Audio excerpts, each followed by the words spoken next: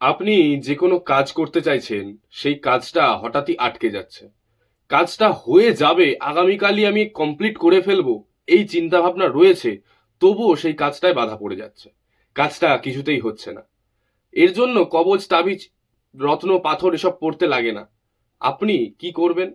না, এরকম যখন আপনার সাথে কন্টিনিউয়াসলি হতে থাকবে, তখন আপনি কোনো বড় অশ্বত্থ গাছ বা বট গাছের কাছে যান। গিয়ে সেখানে ডেলি বিকেলবেলা সময়টুকু বসুন। ১-১.৫ ঘন্টা হাতে সময় বের করুন। সেটাও না পারলে অন্তত আধা ঘন্টা, ১৫ মিনিট, ২০ মিনিট তো বের করতে পারবেন। সেই সময়টুকু সেই বড় গাছটির কাছে বসুন এবং তার সাথে নিজের মনের কথা আলোচনা করুন।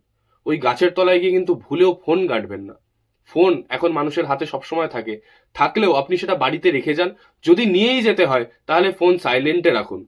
ওই ১৫-২০ মিনিট শুধু গাছের সাথে আপনার হৃদয়ের কথাগুলো আলাপ আলোচনা করুন। প্রকৃতিকে আপনি যখন আপনার সমস্যার কথা বলবেন, প্রকৃতি সেটার সমস্যার সমাধান ঠিক বের করে দেবে। এটা অবশ্যই করুন। কোনো কবচ, রত্ন, পাথর এসব পড়তে লাগবে না।